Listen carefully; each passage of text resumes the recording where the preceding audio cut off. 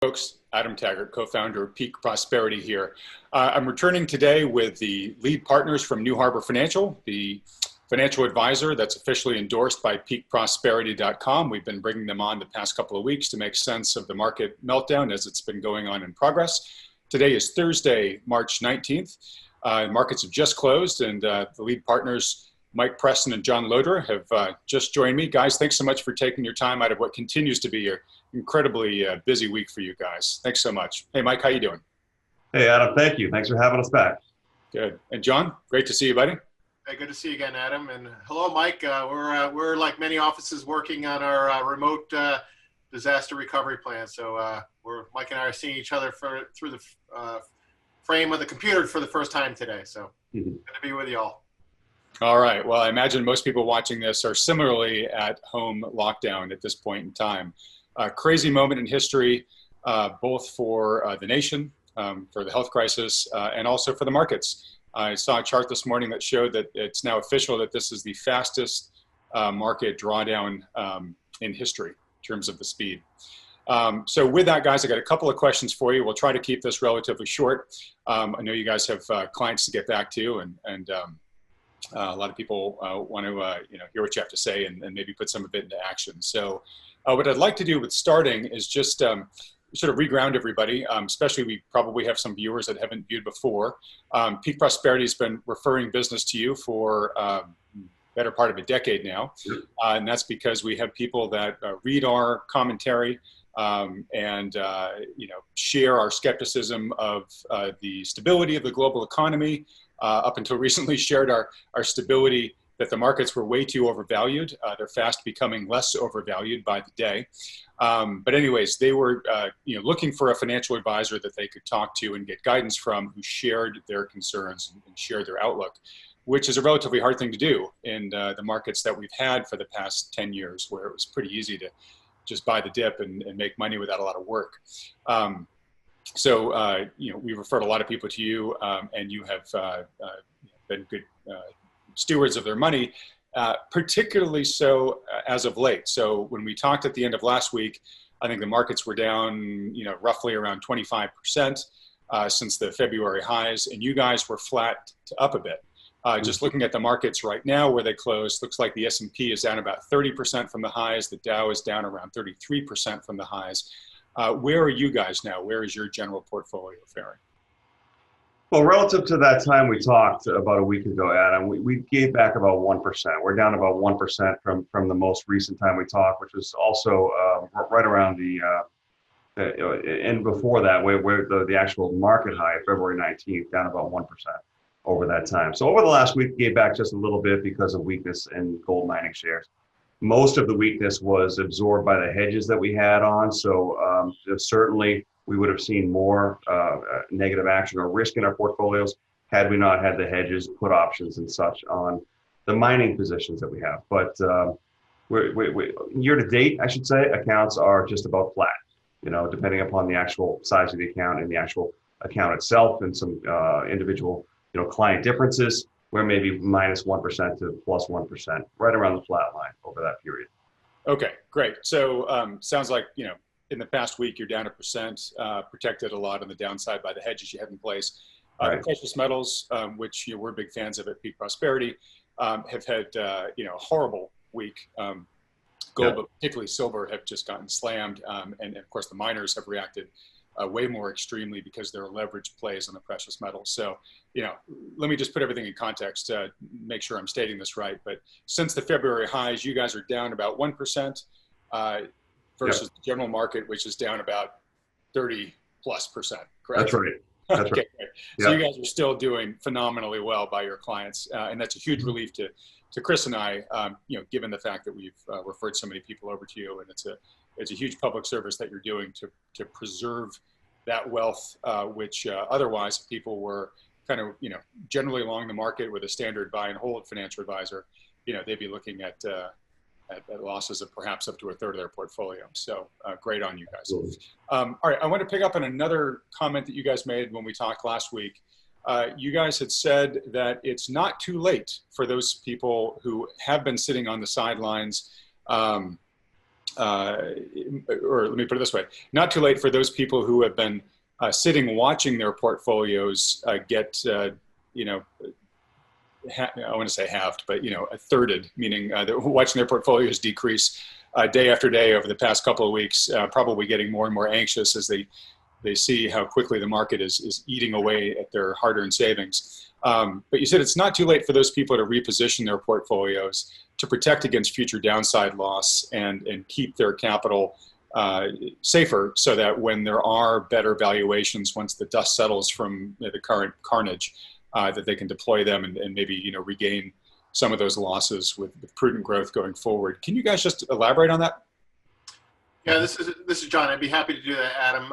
No, it's certainly not too late, and especially because this is an evolving process. It's not a contained 1 week, 2 week, 3 week, even 3 month event. I think analysis would suggest this. We've seen a fundamental change in the character of markets, the correlations between different assets.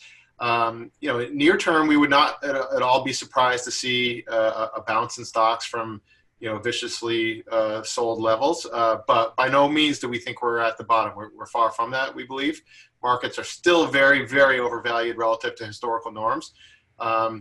So folks should really think of this as an opportunity to approach their situation with rigor, with objectivity, and no shaming. There's no need to beat oneself up for things would have, could have, should have. This is a great opportunity to take a fresh look. And there's issues lurking in many corners of the markets. We're not just talking about the stock market here. We're talking about the bond market. Many people have traditionally come to view bonds as a very stable and low risk area of their portfolio. We've seen anything but that. And I think the fireworks are just starting in the bond markets. We've seen the pillar of stability in historical sense, U.S. Treasury bonds trade from a 0.32 low yield of last week to up 1.3 or so percent now. So we've seen a 1% move in the yield on 10-year Treasury bonds in essentially a week and a half. That's what like Banana Republic government bonds do, not the U.S. government. So we have some shock waves going through bonds, and the corporate bond market is starting to see some of that. We've seen volatility spread into corporate bonds, even highly rated investment grade bonds.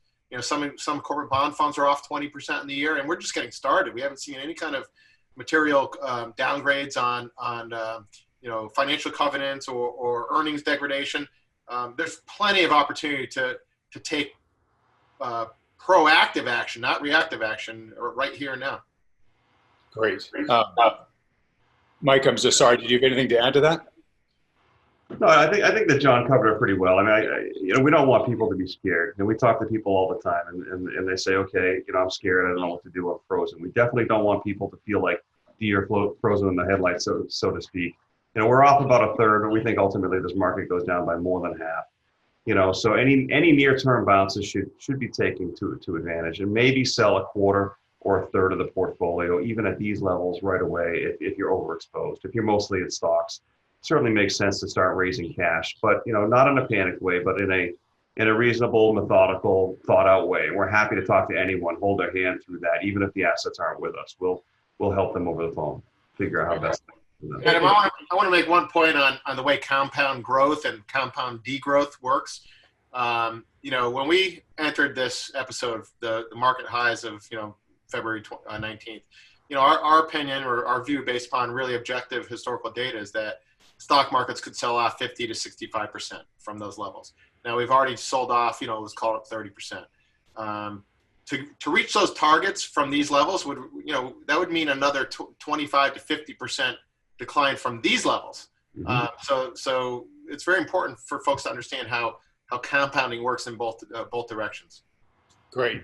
I was actually just going to ask that question to make the math a little more intuitive for folks, but you just did it, John. Thanks. So you're basically saying, look, as violent as the drawdown has been, and whether there might be some relief rallies in the midst going forward from here, you guys would not be surprised. In fact, maybe are anticipating another 25% to 50% downside from here.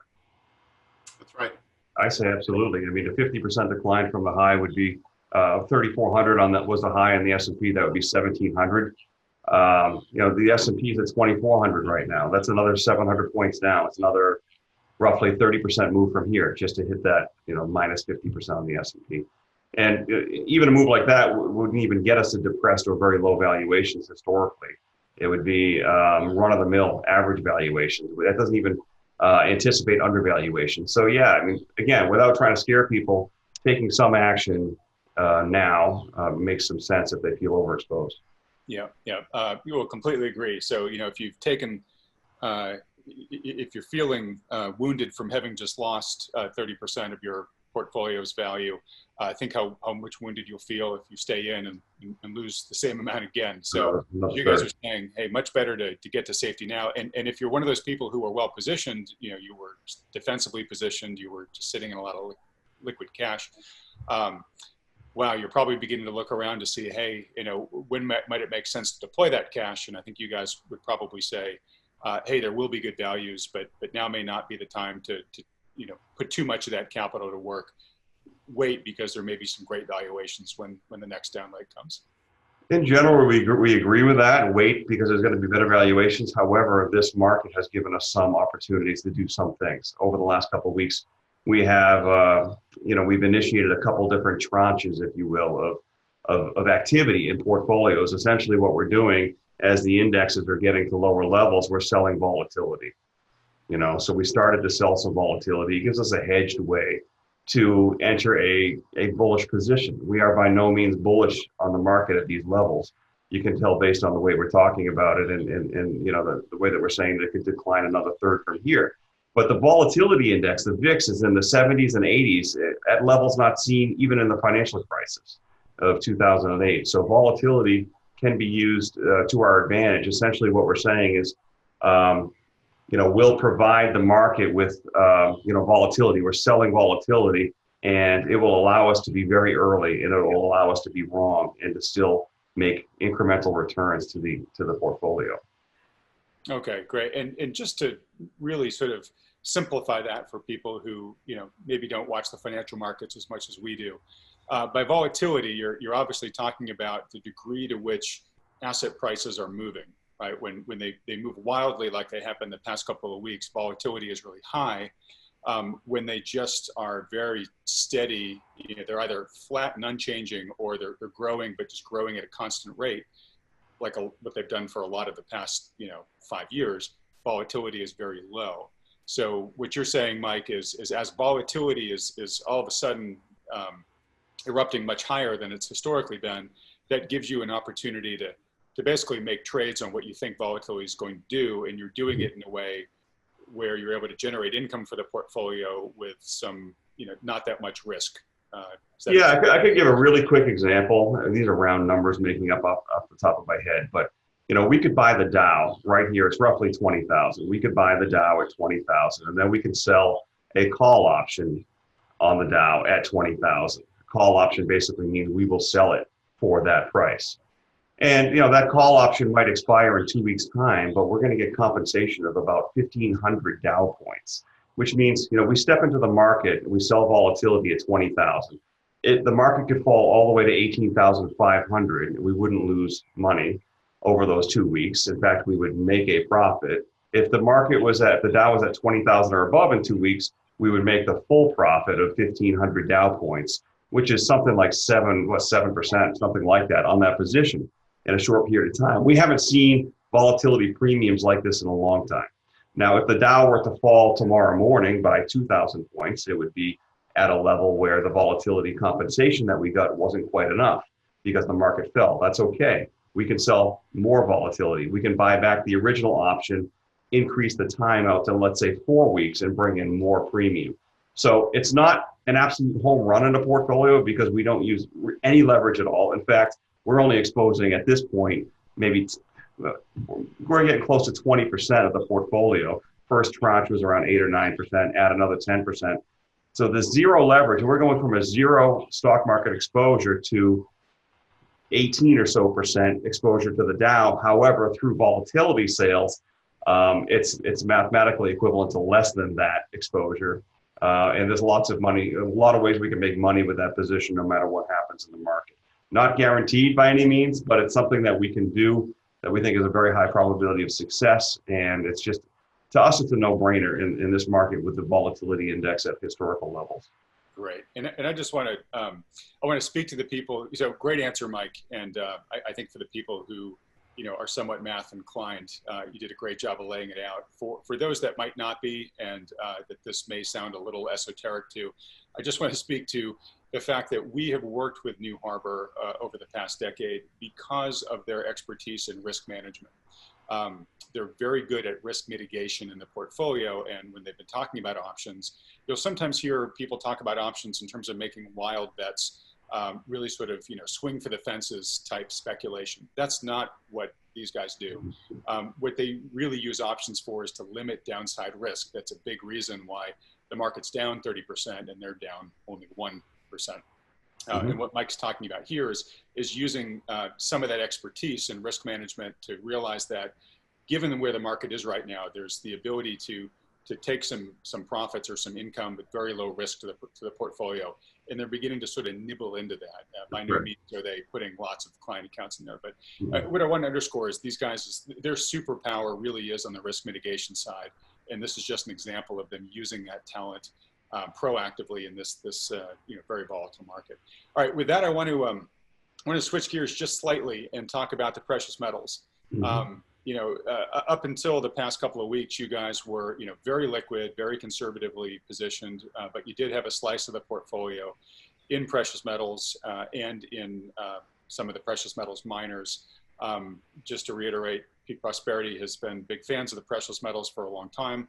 I think a lot of the both the carnage that's going on right now, but also a lot of the central banking and central planner responses to the carnage in terms of these trillion plus rescue packages that are coming out just reinforces why we believe holding precious metals is so important, because who knows what's going to happen with most of the world's major fiat currencies from here, but I think we can feel pretty confident that their purchasing power is going to be going down pretty dramatically given this huge response in terms of money printing. So with that background, guys, we talked a little bit earlier on the video that the precious metals have had a bit of a rough week. Can you guys just sort of comment on what you're looking at, what you're seeing, and what that means for your outlook for both the metals themselves and for the miners? Yeah, happy to comment on that, Adam. So we are very much constructive on precious metals and precious metal miners, not only from a relative valuation standpoint. For example, the mining stocks are tremendous values relative to the broad stock market. We're talking about companies that have cleaned up their balance sheets really nicely over the last several years, generating huge amounts of free cash flow. The drop on oil prices certainly is a tailwind to them in terms of the cost of energy inputs to run mines. So fundamentally, they're a very attractive asset. Now, recent weeks have seen a lot of volatility even in that space. And here's where some overall kind of forced moves in financial markets can at least on a short-term basis affect in a unexpected and negative way assets like this that should be doing phenomenal. For the reasons you already just pointed out, with central bank monetary policies going back into extreme crisis mode, having some exposure outside of fiat currencies to physical bullion and miners that are levered ways to play that is very prudent in our opinion, and a very wise and likely upside move. But there's been some recent forced liquidations, forced selling that have caused some temporary kind of dislocations to what people would necessarily want to do versus what they had to do. There's been a flight to U.S. dollars in the short term, just as a kind of a safety trade, which has a short-term effect on depressing metal prices and certainly the miners along with that. But we, as constructive and bullish as we are, we have had these miners hedged with put options as an insurance policy, so to speak, for several months now, and those hedges have certainly paid off. To give you an example, GDX, which is an ETF that tracks a few different dozen gold mining stocks, that stock went from 30 to as low as 16 in the course of the last couple 2-3 weeks. We had insurance that kicked in at 27. So that move down to 16 was a non-event for our clients. We've since, punched that insurance down to 22. So roughly where those stocks are right now. So we're still very robustly hedged if there were any further downside follow through, but we've got uncapped upside, potential in those stocks right now, which we think is very, very much likely. And it's like a spring, I think that is loaded and will shoot higher. Great. And, what we're seeing here looks very similar to what happened at the beginning of the 2008 financial crisis, where we saw the precious metals, get sold down, relatively substantially in the first 2 months or so, I think, of the crisis. Then they leveled out and rebounded and ended up over the next 2 years going to all-time highs. Are you sort of looking at this as sort of history repeating or at least rhyming? Yeah, very well could be. I mean, the policy response is frustratingly similar to what happened then. And you might say there's more, gunpowder in the chamber insofar as, kind of the ramifications of what's being done here in terms of, devaluing or undermining the faith in fiat currencies, that can be printed to oblivion. So we think what we saw back in the response to the 08-09 policy response is likely to be even eclipsed by this, because in terms of the positive move in metals in response to this, we think this is there's not as much safety in the system to absorb the kind of unprecedented policies that were unleashed last time. Yeah, and speaking of safety in the system, we've been a lot of talk over the past couple of weeks, sort of like back in 2008, that a lot of the selling that's happening in the precious metals is really forced selling on behalf of, investors that are getting mining calls, or maybe even, bullion banks that are having other issues in their portfolio. And what do you do when you've got to meet a forced, margin call? Is you got to sell what has value. Right. And so they're probably dumping, these positions to make those loans. Love to hear your thoughts if you indeed think that's going on. But where I'm going with this is, you had mentioned earlier, John, before we got on the video here, that there's definitely some, strangeness going on with the miners, and more so than just sort of the standard, panic that's going on in the market. There's some valuations that, at times seem strangely below where they should be. And it sounds like you were telling me that some people are speculating that there are maybe a couple of big hedge funds that have large positions that they're underwater in. Can you just clarify that? Let me give you some examples. So just in recent days, and recent days, actually, there's been some, temporary dislocations between the prices of some ETFs and their net asset value. So, for example, many of the gold mining ETFs, SGOL, GDX, there have been some pricing of those ETFs below NAV. And there's a couple of reasons for that. One, for example, is in some of this forced selling, the market makers have been a little overwhelmed with a lot of sell on close orders, which is, sell basically at the close of the day. And because of, there's many things that can explain this, but one explanatory variable, for example, is many of these ETFs own shares in mining companies of overseas mines, overseas mining companies. And the mismatch of the open market hours, oftentimes, you can't get a reliable price or a way to kind of rebalance the basket while the overseas markets are closed. So there's a mismatch of timing there that can cause temporary dislocations in prices relative to NAV. Again, the underlying holdings are still sound. It's just a matter of the pace at which markets are having to deal with these sell orders relative to even the hours that the different overseas markets are open relative to the U.S. market. One thing I want to point out, and this should be really headline news. Overnight, the Fed talked about stepping in to backstop money market accounts. These are accounts that people count on as being there as much as the sun will rise. And the fact that the Fed is posturing to kind of backstop money market accounts is a really concerning thing for the safety of our financial system. With the prospect of money market accounts so-called breaking the buck, this is exactly why people have been demanding and wanting, and frankly should be considering having some money physically into precious metals, or certainly into metals investments like paper bullion, closed-end funds, and mining ETFs. The system has definitely experienced some stresses here, and you're not going to get a friendly call from the Treasury saying, "Hey, go protect yourself." They're doing actions here because the system is under stress, and a lot could happen in a short period of time. All right. Well, really well said, John. And I'm sure that phone call was probably one of the prospects that we've sent your way over the past week. I know for sure we've sent you a record number of people over the past week. There's a lot of people out there who are, very increasingly concerned about what's going on.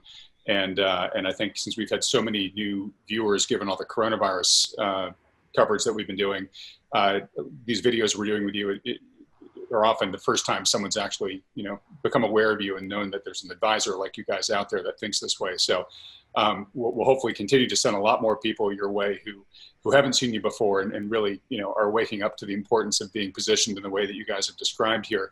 So as we bring it to a close, I just want, if you guys can just talk for a moment,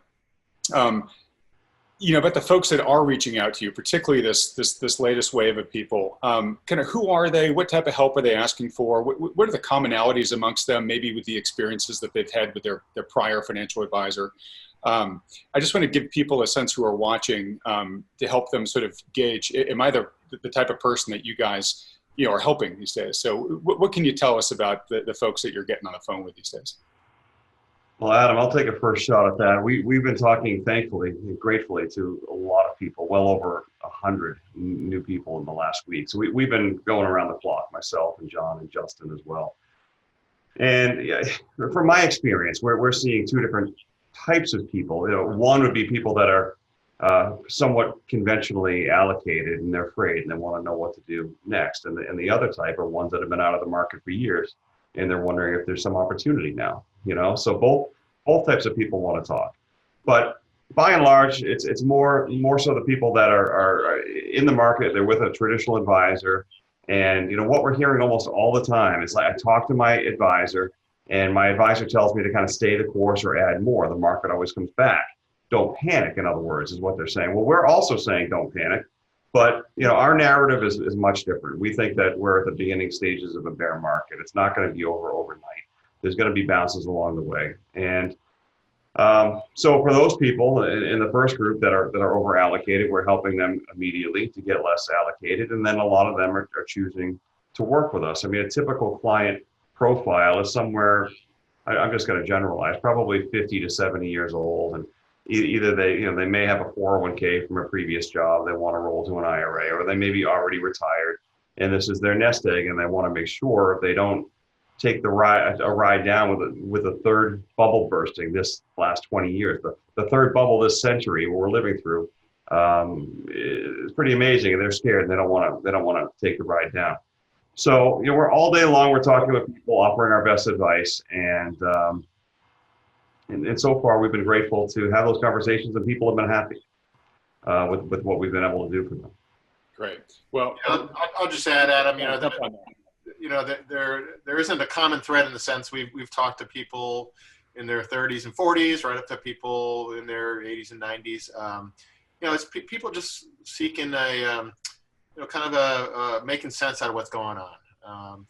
And I will say, we spent a bit of this call talking about technical stuff. Mike and I are engineers by academic training, so we do operate very comfortably with data and analysis. But we spent a lot of our time talking about emotional issues with clients. This is a very emotional time. It's certainly not a time for anybody to beat themselves or anybody else up. It's just a matter of time to take a step back and think about things, just really unemotionally and objectively and calmly. And, these aren't easy conversations or decisions for anybody, especially those that are considering, either using a financial advisor like us for the first time or, considering a change from an advisor they may have worked with for a long time.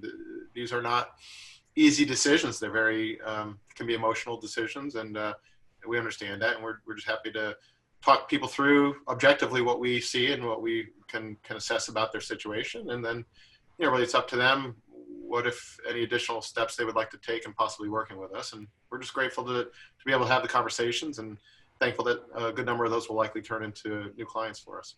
Great. Well, thanks. I'm glad you you emphasized there the emotional part of this. Planning your financial future, there's a lot of emotions that get wrapped up that in general when you're talking with people, but particularly what's been going on in the past couple of weeks, emotions are running high, especially if you're one of those people who's been losing money. Emotion kind of kicks into overdrive. And that's a huge part of why, at Peak Prosperity, we recommend that people work with a professional financial advisor who understands these risks. And look, if you have a good advisor who thinks that way, that's fantastic. Continue to work with them. But we want to make sure that for the folks that don't, they've got an opportunity to talk to one who does, and that's why we have the relationship here with New Harbor. One of the great things about working with a professional advisor is that it takes the emotional part out of it, right? You're able to talk to somebody who's not nearly as spun up as you are and can really kind of help you think logically at a time where you might not be making the best decisions because of those raging emotions. Guys, I will say we've received just so much kudos over the past couple of weeks about you guys. One from a lot of the people that are finding you for the first time saying, wow, I never knew guys like this existed. Thanks so much for connecting me. But certainly we've been hearing a lot of kudos from the existing clientele who are opening their statements, maybe with a little trepidation, wondering how far their portfolio had fallen given what had gone on in the markets, only to learn that they're up or flat, and just incredibly appreciative of that. So thank you guys for everything you're doing. Like I said at the beginning of this call, it's a total public service. I will make sure that when we do the processing for this video, that we'll have up on the screen throughout the video the URL for the way that folks can get a hold of you if they want to. And just as a reminder to folks, we have this relationship with New Harbor where you can have a free consultation with them. They'll take a look at your portfolio, they'll answer your questions, they'll give you their advice on what they think you should be doing, but it's all completely free. No strings attached. There's no commitment that you need to make.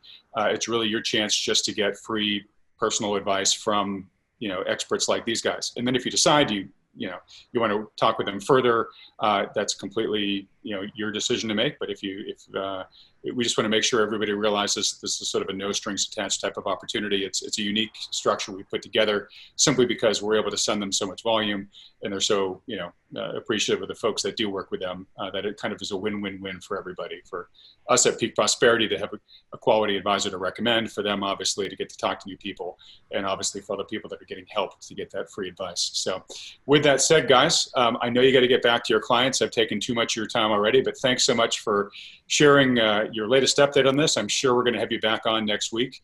So until then, guys, take care, stay safe. I know we're all under house arrest here, so I hope your families aren't going too stir crazy.